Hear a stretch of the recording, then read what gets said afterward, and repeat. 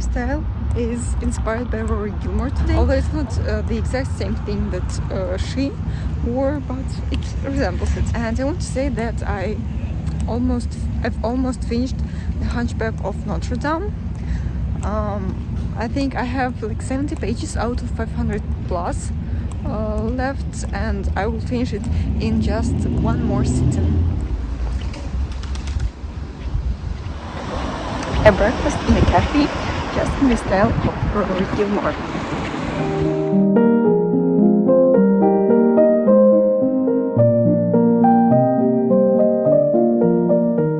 It's a couple of days later, and I'm here to announce that I have finished The Hunchback of Notre Dame. I finished it last night, and I was under such an impression that I had trouble falling asleep afterwards. And to be honest, I'm still under a huge impression now.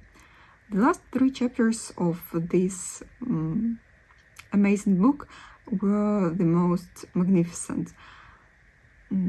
I absolutely loved the idea of the contrast between a peaceful morning and a death seen from the rooftop through the loving eyes. I have no idea how it came to mind of the genius writer to write this scene in such a way, but this is honestly really genius.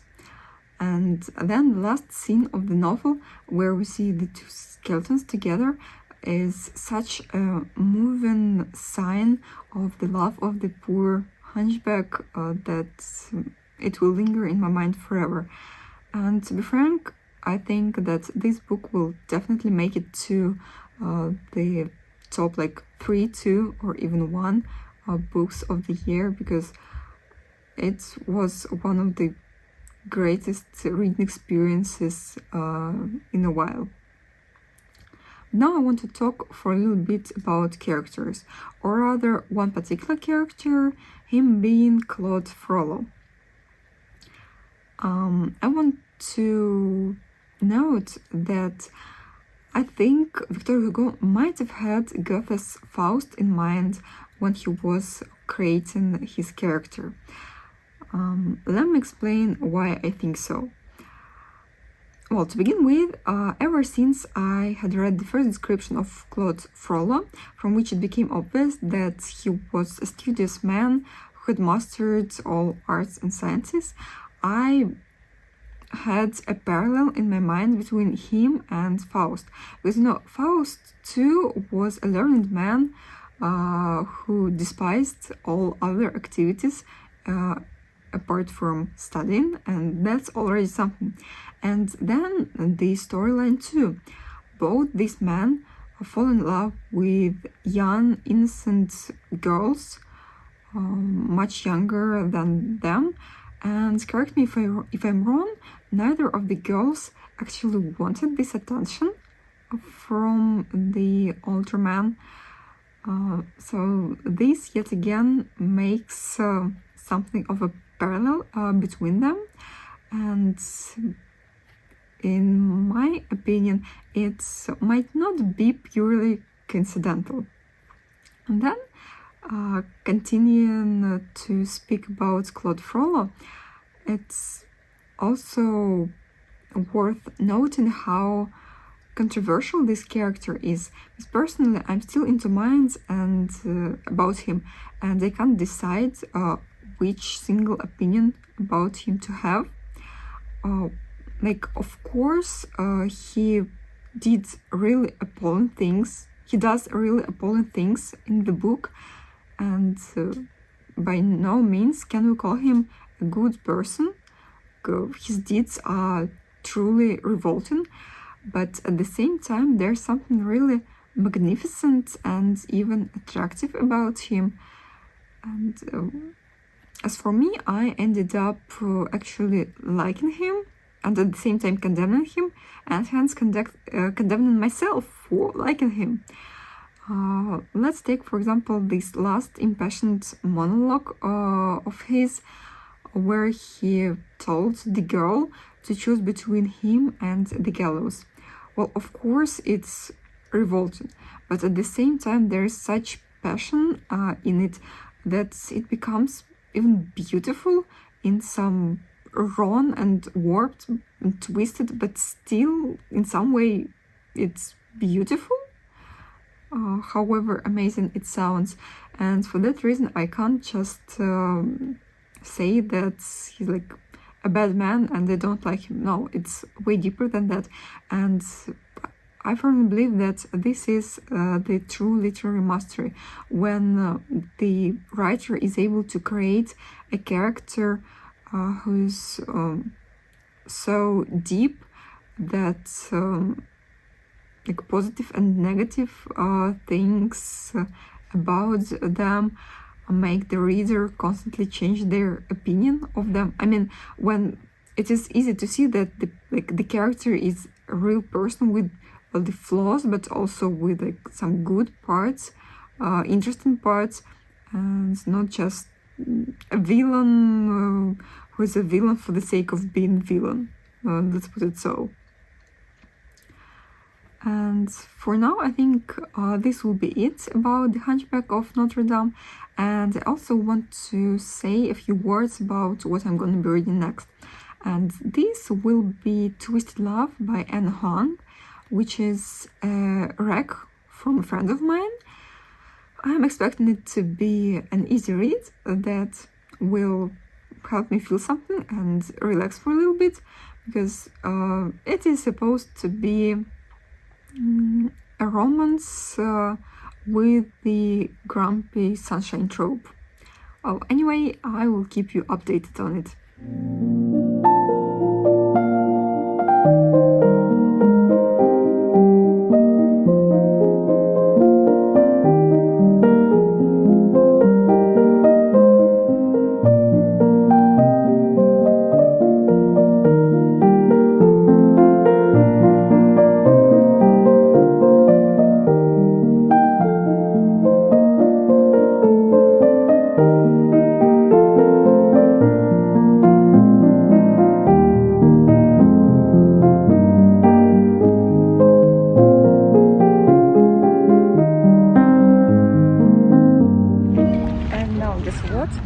I've done some sports again, something that Rory Gilmore would never do, but I actually, and quite surprisingly, enjoy.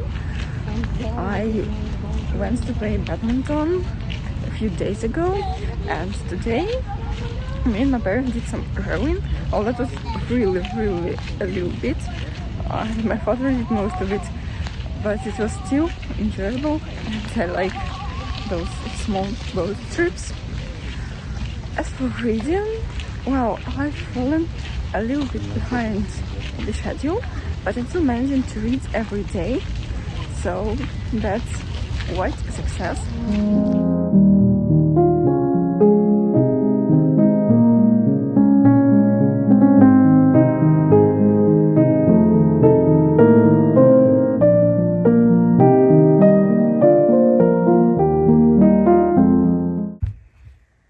Hey, I hit on a great idea what to do for this video, and so now I'll be doing the Rory Gilmore reading challenge. It's a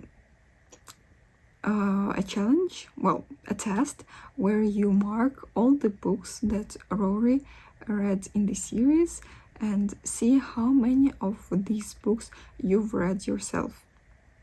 And so we begin, I guess. Easy. I have no idea what this is.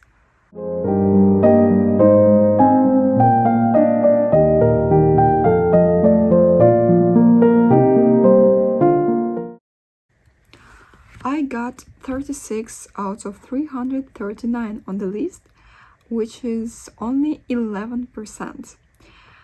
But at the same time, I somehow did better than 60% of users on this list, which is honestly surprising. I mean, I ticked off most Russian classics because they were required reading for my literature classes in high school, and I simply had to read them.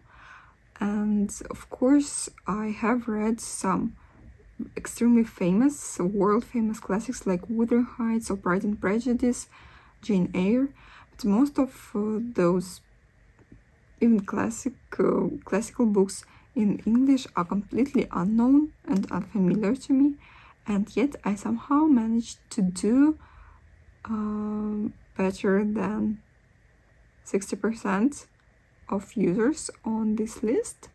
That's honestly really surprising, but overall I feel like I should pick up a few books from this list. I've just grabbed this. It's a great matcha latte, but we can pretend it's coffee for the sake of Rory being a coffee addict.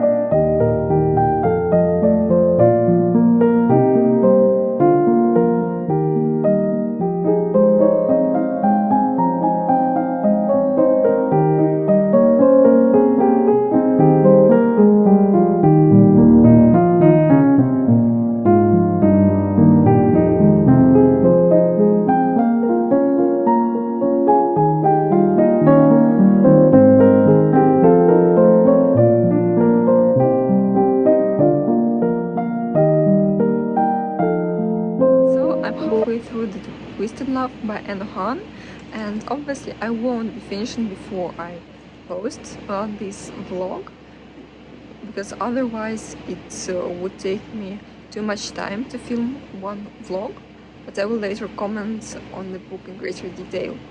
For now, I'm saying that I'm really enjoying it and it makes me feel something. I love how smart the characters are, and the chemistry between them is really believable.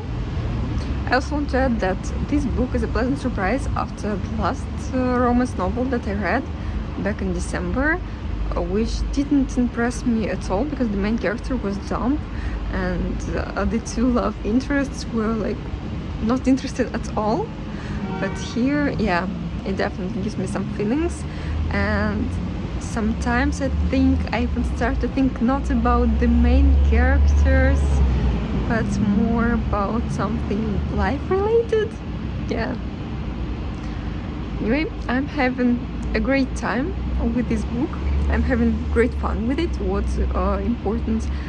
And I'm really hoping that I won't be disappointed by the latter half of the book. And now I also want to say something about Rory Gilmore. I used to really love her as a character in the first couple of seasons, with her vibe of her years when if I fail my finals. Pretty. Who cares if I'm pretty if I fail my finals? Oh, okay. But the more other characters developed, the less interesting she turned out to be. I hate her decision about Logan, and I don't understand many other things she did as a Yale student. Whereas Paris, who at first was just a study nut and quite a nervous girl, to be honest, in the end had her dream post-grad, had her dream man and her dream life, and actually became less tense and more open, which is like a positive character development instead of what we saw in Rory. So in the end, yes, I am a Paris Geller fan and not a Rory Gilmore fan.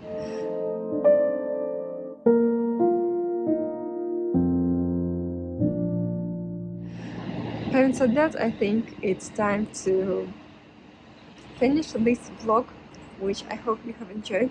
If you want to see me again talking about life and books, please subscribe to my channel during this season, and bye!